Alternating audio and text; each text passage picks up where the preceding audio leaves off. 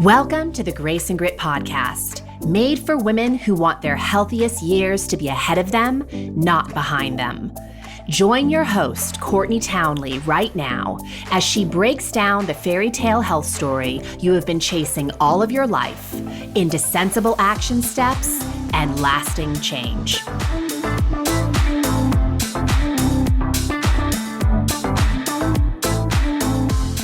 Hello, my friends, and welcome to the Grace and Grit podcast. This is your host, Courtney Townley. As always, I know there are a million spaces and places where you could be right now, so the fact that you're here, it means a lot, and I'm so happy that you're here. In case you have not been listening to the Grace and Grit podcast for a while, or maybe you're listening to it for the first time, I want to let you know that the Grace and Grit podcast is going on a short break for the summer of 2023 from producing new episodes. Now, that doesn't mean there won't be a weekly episode waiting for you here. What we are doing to support you through the summer is we are doing a summer remix series, which means we are taking some of our most popular themes and some of our most highly listened to episodes from the past and redropping them. So you absolutely have a ton of content available to you and a lot of support to help get you through the summer. That being said, if you are looking to take what you learn here to a much deeper level and really integrate it into your life, if you are looking to be a part of a robust community of women who are dedicated to developing their self-leadership skills, if you are looking for coaching support, I would invite you to consider joining us inside of our Rumble and Rise community. Rumble and Rise is an amazing incubator of support to help women lead themselves more powerfully in the health arena and well beyond. So you can check out all the details of membership by going to graceandgrit.com/ready to rumble. Membership is only open for a few days at the end of every month, but it is an option for you if you are looking to take a deeper dive this summer. Otherwise, come back here each week and check out our summer remix series, which this episode today is absolutely a part of. I hope you enjoy it.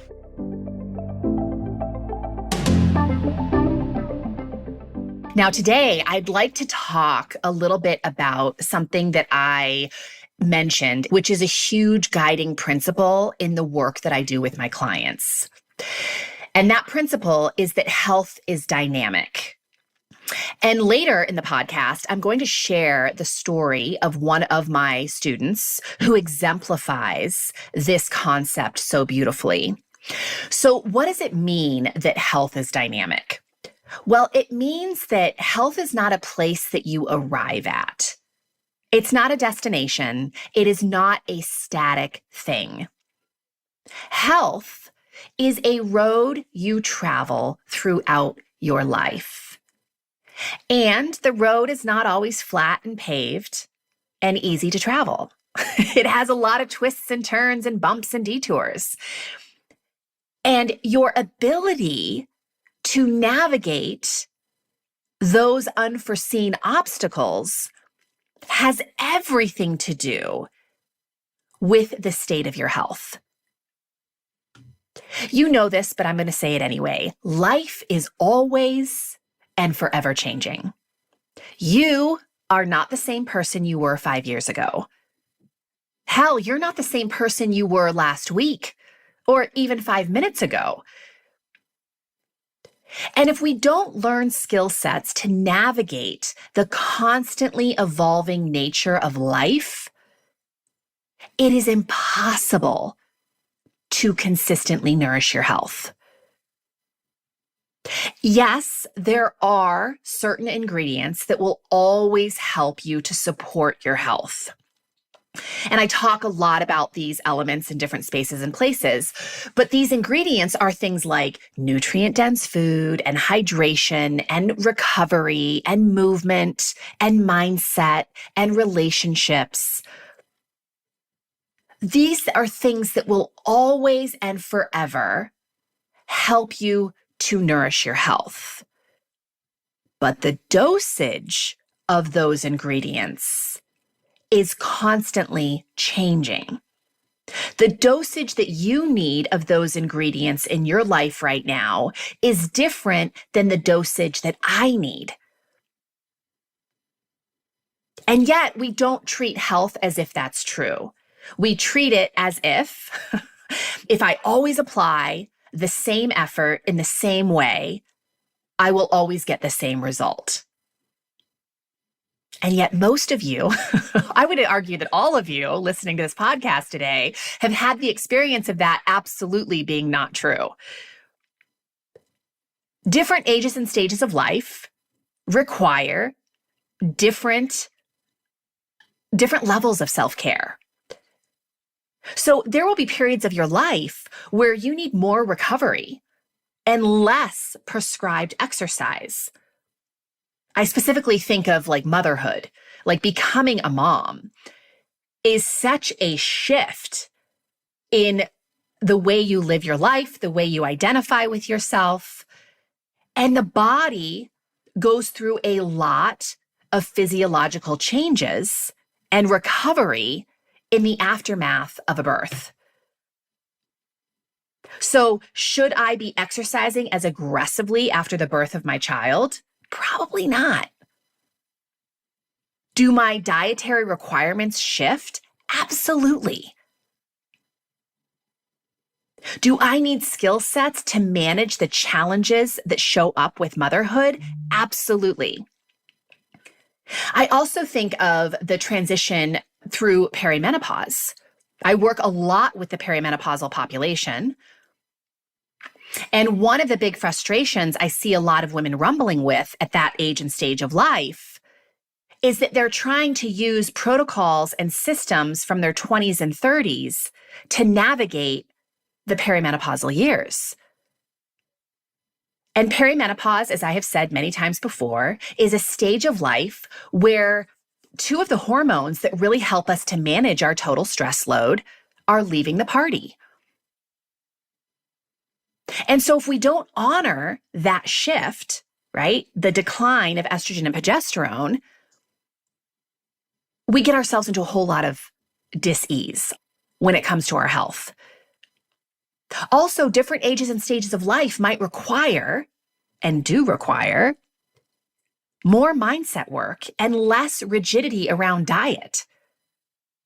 No amount of kale is going to fix your lack of self-worth. No amount of kale is going to improve your ability to set boundaries with yourself and other people. So please, of course, don't hear me saying that diet isn't important. Of course, nutrition is fundamental to your health. And nutrition is going to look different throughout your life. What it means to nourish your body will look different throughout your life. I see a lot of women, I know you do too, buying into protocols to improve their health that are so rigid in nature that they either have zero motivation to maintain them or they pursue them with fierce rigidity, meaning there's absolutely no flexibility baked into their process. And so what was supposed to be nourishing, what was supposed to be a nourishing thing, something to improve their health, actually becomes a very depleting thing.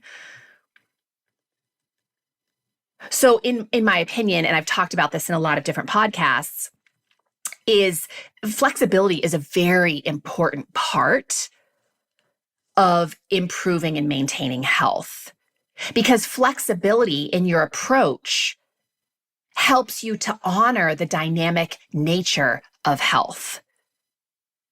So I'll give you some examples of this, like the rigidity piece. When I see women depleting themselves because of their rigidity, it comes from things like being so focused on getting in a certain amount of exercise that they sacrifice recovery. Or a woman spends so much time obsessing about meal prepping and calorie counting that they aren't spending time checking in with themselves about why they're doing those things in the first place. So it's not that exercise or meal prepping or even calorie counting can't be healthy. The question to be asking is, are these the right tools for me to be using at this age and stage of my life? So the dynamic nature of health also means that health is not binary. So I feel like our culture pushes this idea that you're either well or you aren't. You either have health or you don't. And to me, this is really reflective of our all or nothing thinking. And all or nothing thinking is always going to get you nothing, right? Living on either end of the spectrum is never a healthy thing to do. There's a lot of possibilities in the middle of the spectrum. And that is absolutely true of health. Health is not something that you either have or you don't have. Health is honoring this concept that life is full of dis-ease. I was recently having a conversation actually in Puerto Rico. I went to go visit a friend of mine in Puerto Rico. And she said, Courtney, I don't really understand what you mean when you say health. Because to her, health simply meant the absence of disease, physical disease in the body. And it was such a great conversation that transpired after that, because I talked about how working with clients for so many years has really shown me that life is so full of dis-ease. And another way that I like to describe dis-ease in life is that life throws us a lot of curveballs. We get injured, we go through illnesses. Sometimes we get diagnoses. We might go through a divorce. Everyone will experience the death of a loved one. We go through family challenges.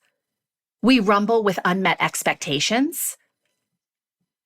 All of that is providing you with this opportunity to face dis-ease over your lifetime.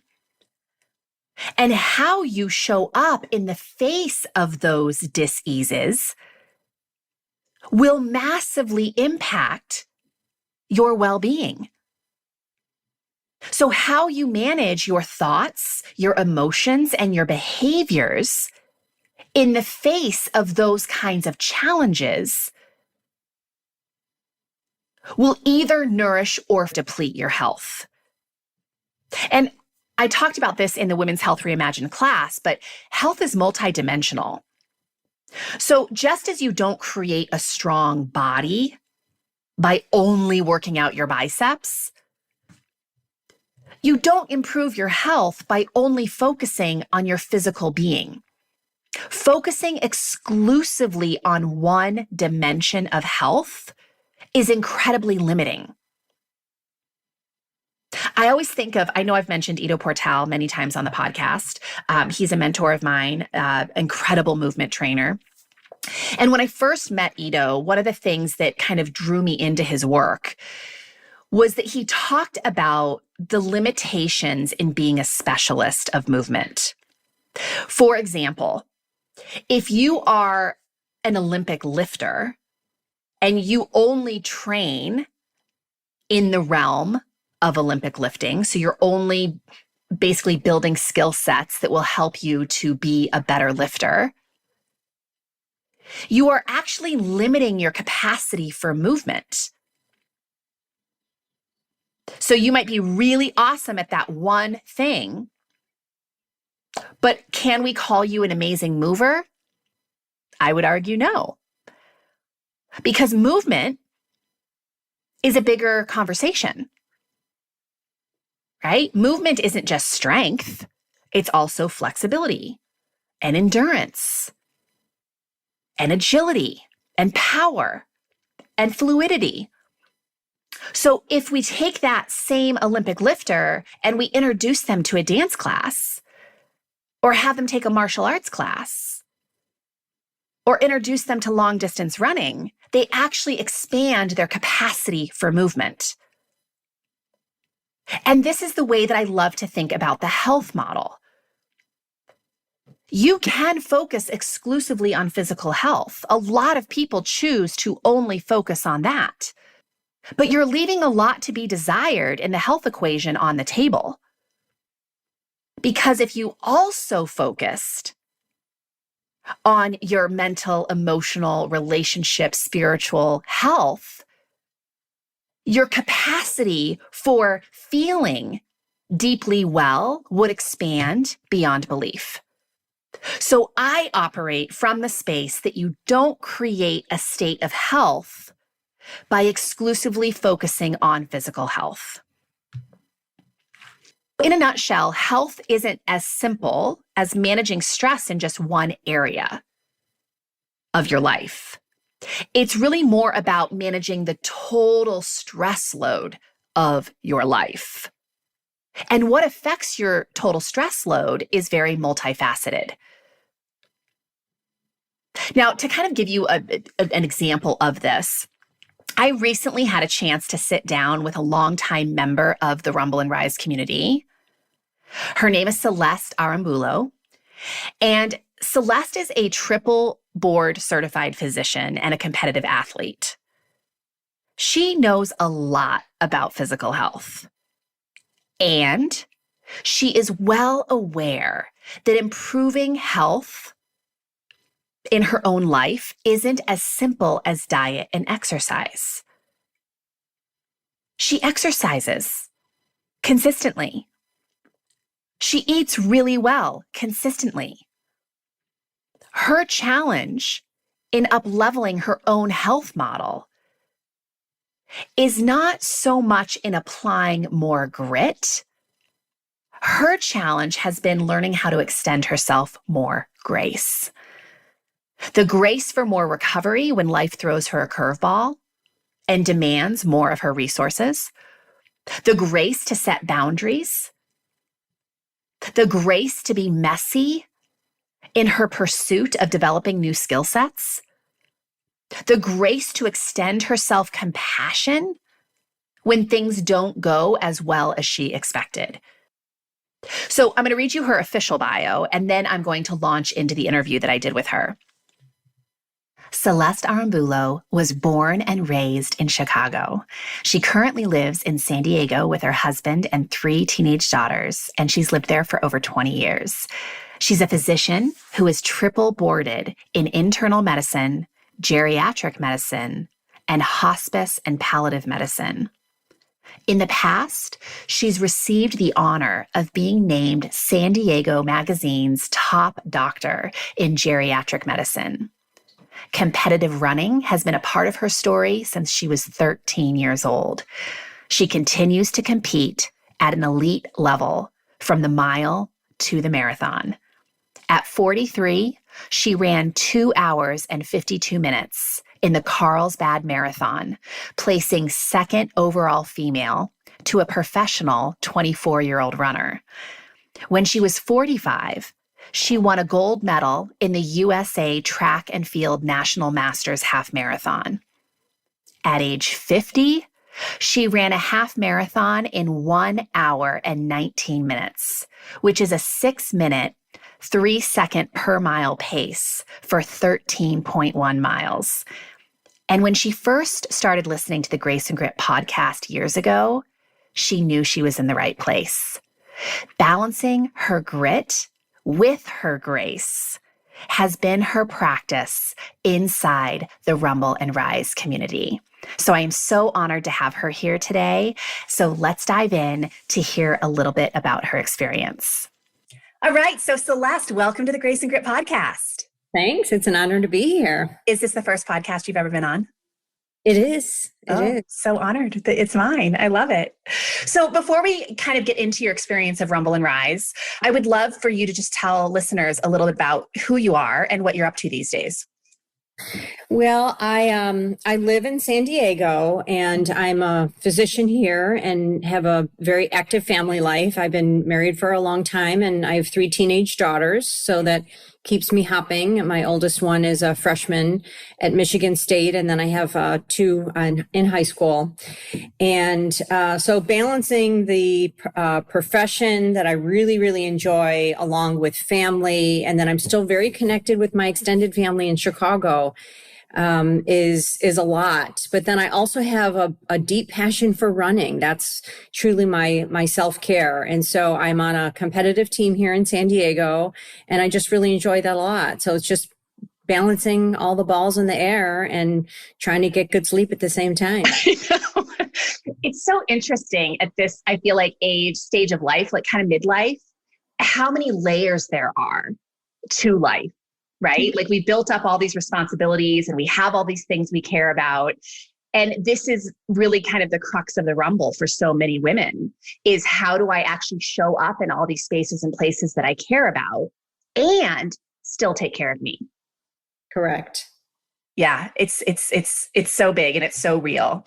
And running is not just like a hobby it is a hobby. I get that. It's a passion, it's a pursuit, but this is something that you have been really intensely involved in on a competitive level since you were like 13 years old. Yes, I joined the cross country team in high school because I came from the Catholic grade school and I went to the huge public high school and I knew no one. So I joined it to meet friends. Oh. The rest, it just opened the doors to a lot of great things in my life. I love that. I didn't know that about your story. And I think that's great because I know you to be a very community-oriented person. And, I think women are, but I think like for you, it is a love language, right? To be a part of community. It is such an important part of your life. And you've spoken to this many times on group coaching calls and all the things. So it's interesting that community is really what led you to this passion. Without a doubt. Yeah. Connection with others. Yes. Yeah. Very cool. So tell listeners a little bit about like how you stumbled into Grace and Grit and how you came into Rumble and Rise. Well, I really enjoy podcasts. I enjoy them when I either am running or walking or driving. I like to feed my mind with positive things. And I came across your podcast. And to be honest, I like the name a lot. The name was very attractive to me because I love the word grit, and that's part of who I am. I'm a very intense and competitive individual. But I know as I'm progressing in my life, I need to incorporate more grace. And that's really hard for me to do, really hard. So I liked the title. And then, of course, the content just enhanced that even more. So I was hooked from the beginning. And I've told a lot of friends about it as far as just the balance. I mean, it's aging gracefully. That's always been a mission of mine. I so appreciate that you're bringing this up because you are such a go-getter. You're a high achiever. You're a triple board certified physician. You're a competitive distance runner. Like these are not easy things. And I know, and you shared this again in a lot of group calls and in our coaching calls over the years, that the grit does come a little bit more naturally to you. Like that has been a practice for you for a really long time.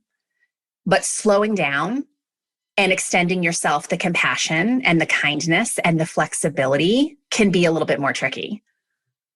And despite the grit being attractive and passionate for me, there's also a destructive side. Of course. And so that's what I need to stay aware of and keeping that balance. So as much as it seems that there's a lot of great things that I have in my life and I've had a lot of successes, I've had way more failures. And so it's how do I handle that and how do I keep moving forward?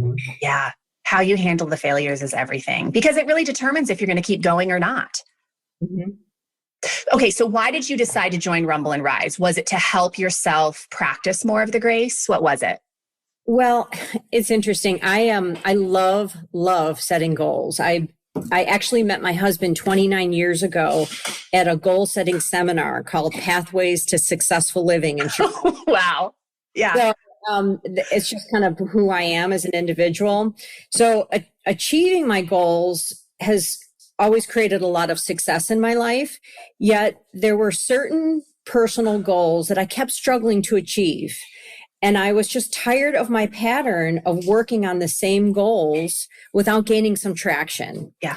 So I started to read, the neuroplasticity, how to change a habit, all that kind of stuff. And the Rumble and Rise really packaged it up well for me and put me into action. And so how would you describe, because I know a lot, I talk about Rumble and Rise all day long, and I market it, and I, have web pages that explain it. But it's so interesting as I've been doing these interviews, how members describe the space, because I do think it's very unlike what most women are exposed to when it comes to health and wellness. Would you agree? Absolutely. So how would you describe the space? I would describe it as a group of powerful women who are committed to their self-leadership in order to continue to evolve in their personal wellness. So we're given tools and strategies, but more importantly, we work side by side in creating practices to progress in the change process. Yeah. That's the key for me. Yeah. So it's not only having the tools, what do you do with those tools? Yeah. And you need to keep continuing to pick them up and practice. Yeah. And we're surrounded by others that are doing very similar things. Could be totally separate goals, but the process is the same. Yeah. And the process really is, at its core, that self-leadership piece. How do I keep myself focused and on task for this thing that I keep saying is so important to me, right? It's almost a practice of refocusing. And yes, there's lots of skills and strategies that kind of I give you along the way to do that, but that's really kind of the core of it. So what do you think has been the most impactful thing that you have learned along your journey in Rumble and Rise? I would say for being able to redirect myself to the basics when I get misaligned. I am the type of person that I frequently have too many goals and can be very critical of myself. So Rumble and Rise has taught me to slow down and focus on my personal foundation and what really matters. Yeah. Yeah. And what an important thing, I think, for everybody to be reminded of, that the basics are where it's at, right? We kind of kid ourselves that we need these complex, math equations to create progress in our life. And really, I see that as being one of the biggest barriers to women making progress, is they're just making it too complicated. They're overwhelming their brain. And when we're overwhelmed, we do nothing.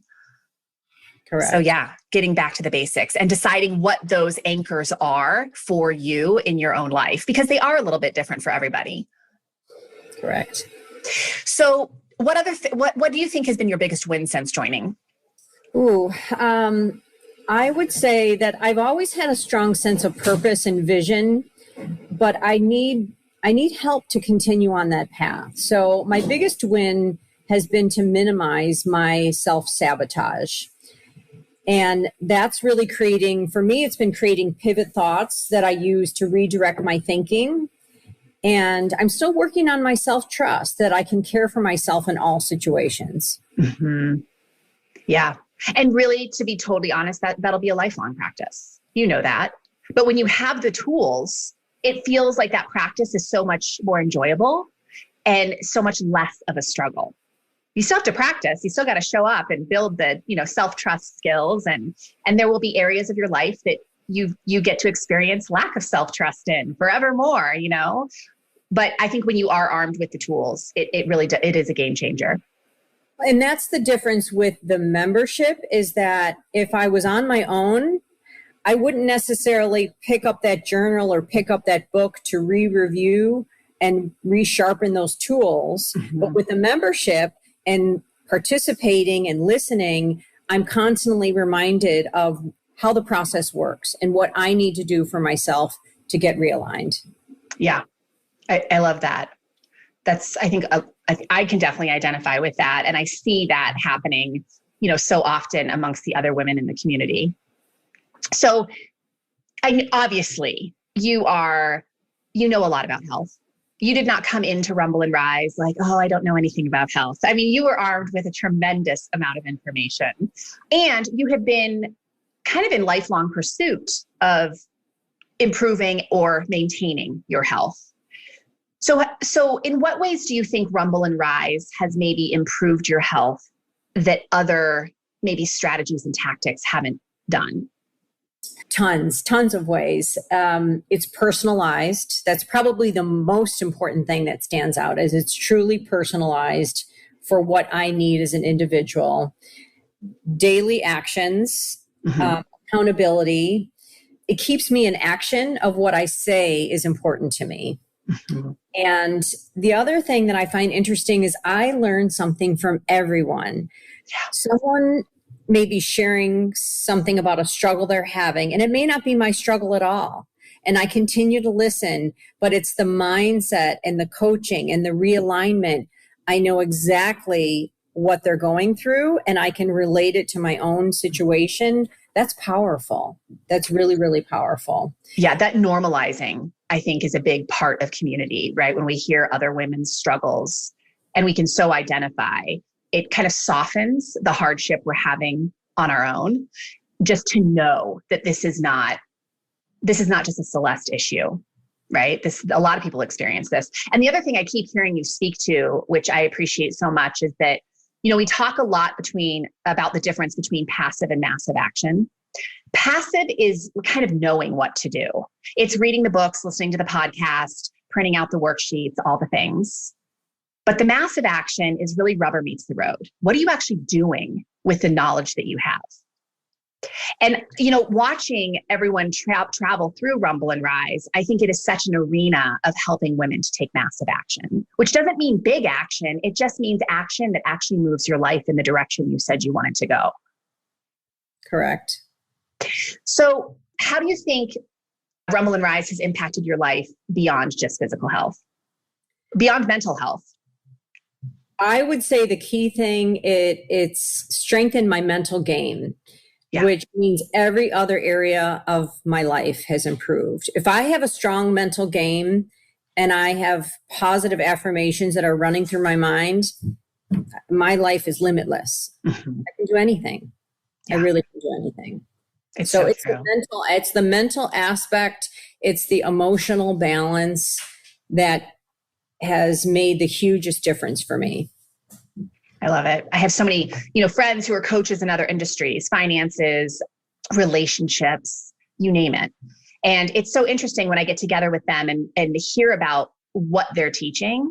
And it's really the same kind of tools, right? Everyone is focusing on that mindset piece. Now, the tools and the strategies might be a little bit different, but my point is that when we develop in one area, we can carry those tools and strategies over into everything. It's hard for it not to ooze over into all the other realms of our life.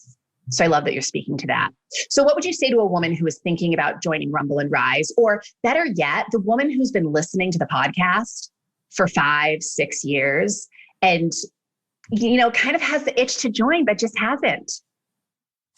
Well, I would say that I am one of the harshest critics out there. I'm value conscious. I'm a very savvy shopper. I'm frugal. I'm a skeptic. I'm evidence-based, result-oriented. So I do my homework. It's just who I am. That's just how it works. And this is by far the most powerful program that I have come across to make the changes that I need to strengthen my resiliency. And I find it interesting that when you first opened the membership site, I signed up. I was on that first group that signed up, and I temporarily suspended my membership. And thank goodness it was temporary. And at the time, my thought process was, I'm too busy. I can't keep up. And I thought, who am I keeping up with? I mean, because I have to do assignments. I have to come prepared. I need to be for every single call.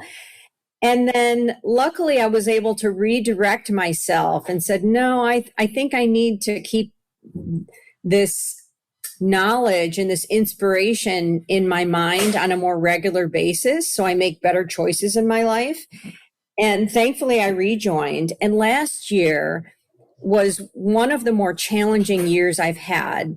And it actually had nothing to do with COVID, shockingly, but it had to do with my personal life. It had to do with the, decline and eventual death of my father. It had to do with some challenges with some of my children. So it was extremely busy, extremely stressful, but being in the membership site and connecting with you and the other women allowed me to create the time and results that I needed to care for myself so I can continue to care for other people that I loved. Yeah. That was mind-blowing to me, that I was making time for it, but it was actually giving me more time back to show up for myself and be there for others. Yeah. So, I remember so many conversations about, just me kind of directing the question to you. Do you like how you're showing up? How do you want to show up? Right. And that even just goes to the bare bones of like joining the membership. There is no right way to be in it. It's like, it's just coming back to yourself and asking, do I like how I'm showing up here? And if you do, awesome, keep doing what you're doing. And if you don't, let's work on that. And I think last year, knowing the difficult year you had, I know you did keep asking yourself that question, because I knew there were spaces and places, because you shared it, that you wanted to show up differently. And you called yourself out on that, and you did the work to realign yourself. And so eventually you moved into a space where you did feel good about how you were showing up, which is everything. It is. Yeah. No regrets. So no do-overs in life. I mean, you can improve yourself, but you can't go back in time. No, cannot go back in time. So true. Especially with cherished relationships. So yeah, absolutely. Is there anything else you want to share before we wrap this up? No, I'm just so grateful. And I do want to share that earlier in this year, I was saying multiple times, I'm doing all the things, and I feel like I'm not getting the results. And I felt stuck in a lot of different ways. And I was reminded about, being compassionate and gentle with myself. And then something changed in March, and things started coming together, and I just needed to be more patient. And it's amazing. Don't stop doing the work, but you just have to believe in something that you may not be able to see or even realize. And it's fun when it comes together. I love it. I love competition. I love winning. But in that process, I also know that there's a lot of hard work behind that. Yeah. And one of my wins, which we had talked about before, is pull-ups. So I talk about a lot of mindset wins, but then of course I have some physical goals too. And so I remember I was working with my pull-up bands that my husband got for me. And of course I thought I was making progress, and I tried to do an unassisted pull-up, which is my goal. And then you said, why didn't you just go to the next band? I just immediately got rid of the bands, and I barely moved a centimeter. And so I've been making good progress on that, getting down with weaker bands. And then our gym finally opened up. So I went to the gym, and I was able to, do the assisted pull-up on the lightest weight I have ever done in my whole entire life. And I came home and I said, I'm getting stronger. It's working. Yeah. So, but you just gotta stay in the trenches. But in order for me to stay in the trenches, I gotta have a little bit of fun, and I have to have a little bit of reward along the way. And that's what I love about this group, is we have fun and we look at the rewards along the way. Yeah, I love that, because it's just the pull-up example is such a great example of being in the rumble, right? Like, you're not just going to do pull-ups for a week and then, or, practice them for a week and then have them perfectly by the end of a week. It takes weeks and months and sometimes even years to build the capacity to do a pull-up. And the same is true with moments in our life where it's like we have a deadline on the rumble. Like, I'm only willing to rumble for a week or a month. And if it's not fixed by then, something's wrong. And it's like, sometimes that rumble it's building a resilience and a strength in us that we never would have had otherwise. And so I think you're so right. Like, when we find the right communities of support, and when we have the right mindset, and we have the skills to manage ourselves, we're able to stay in those trenches without so much suffering, because suffering's really not necessary. It's hard, right? It can be tough, definitely a lot of days. But I feel like there are so many people out there who are unnecessarily suffering because they just don't have the skill sets. And they're doing it alone. And that's not a pretty place, because I've been there. Yeah. And when we're alone, we tell ourselves some really interesting stories, right? It's only me. I'm the only person in the world who's struggling with this. Something's wrong with me. That's just such dangerous thinking because it just takes us into that rabbit hole further. And it doesn't really help us get out. So I love everything you're saying. I agree with you so much. I am so honored to have you a part of the community. You have been a big time supporter of the podcast, of Rumble and Rise, of my mission and message in general. And I just want you to know that just does not go unnoticed. I so appreciate it immensely. So I want to know, just kind of to wrap this up, what's next for you? Like, what are you leaning into now? Now you're going to ask me to be vulnerable. Yeah. Funny how I do that, huh? Yeah. I have all these, I call them, I joke with my teammates, these secret goals. I'm like, don't tell anyone I'm doing this, and so for this particular group, and it's something I've struggled with for a while, so it's not going to be any surprise to you, is creating safety around sugar. That still is a trigger for me. And I've made significant improvements. And I know that I can't get there immediately, but it's a mindset thing. It's a mindset thing to feel safe around sugar. And so that's something that's going to be the next step. But before I get there, I'm working on all my thought downloads and my mindset and my mantras and everything. So I'm making some good progress there. And with that, I think that's going to strengthen my resiliency to make some good goals about my relationship with sugar, because that's been a distorted one for quite some time. Yeah. And it's interesting because I think that the most difficult relationships in our life are the ones that we have the most resistance to addressing. And I see this all the time. I see people come into Rumble and Rise and they start with the easier stuff. Not saying it's easy stuff, but it's easier, right? Like, so a woman, she wants to work out, but that feels so daunting to her and she hasn't done it in years. So she starts with drinking water, right? We make winning easy. But there comes a point in your process where it's like peeling the layers of the onion, where it's like eventually you get to stand in the arena face to face with the really big challenges. And you're right, it's all mindset work, right? Because you have a story in your head about your relationship with sugar, which gives sugar a tremendous amount of power. So I love that this is next for you because of all that you've been through and all that you've worked through and all that you've accomplished. It's time. It's time. And it's time, and it will be easy and it will be fun because you will choose to think that. At least I hope you will from all you've learned, right? And I still have all my birthday and Christmas gifts, chocolate gifts, because everyone knows I love chocolate. They're all still successfully in the freezer, which is in the garage. So they are secured in the garage. Which is no small thing. Right. And even having them in the garage, like for a lot of people, that would be so tempting. So the fact that it's even in the vicinity and you have not gone head first into that freezer, I mean, that tells me a lot in terms of the progress you've made. So I'll be really interested to see like how we want to go deeper with this and what your commitments around this really are. I so appreciate you doing this. I know listeners always benefit from hearing from firsthand experiences. So thank you so much for your time and your energy and your heart and all of it. You're welcome. You're welcome. I love this space. I love being here with you.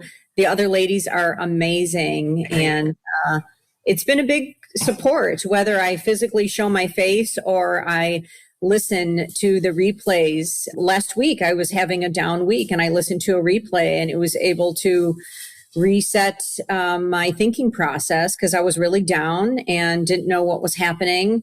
And I said, oh my gosh, I think I didn't get enough rest this week. And I think I'm really tired. And I went through some stressful things. I think this is exactly what my body needs right now. It's just to recuperate. And then it was fine the next day. But it wasn't until I heard the stories and the messages from the other women being graceful with themselves that I was able to do that for my own self. Yeah. And you nailed something on the head because I've actually heard this in a few conversations recently, that it's really difficult to do the thought management work and to manage your thoughts and emotions when we're chemically disrupted. Mm-hmm. And they really kind of need to go side by side because you do need to manage your thoughts to some degree to make better choices with food and sleep and all the things. But if you're not taking care of your chemistry, you can't really go too deep with the thought work. So it's so important to recognize and honor that chemistry is a big deal. We definitely have to take care of it to do the bigger work of our lives, right? To show up for your family when they're in periods of strife, and to show up, at your job and be able to give your best and rumble with the challenges that show up there. We have to be chemically balanced to do that. And we talk about all of that inside the space. So you're amazing. I can't wait to see what the rest of the year brings you. And again, thank you so much for your time. Thanks, Courtney. Awesome. Thank you so much for listening to today's episode of the Grace and Grit podcast. I hope there was something in here that allows you to travel forward with a little bit more ease and grace. And again, if you're looking for a higher level of support, I would really encourage you to check out our Rumble and Rise membership community. Once again, you can check out that community and all that it entails by heading on over to graceandgrit.com/ready to rumble. Have a wonderful week, and I hope I'll see you again next time. Take care.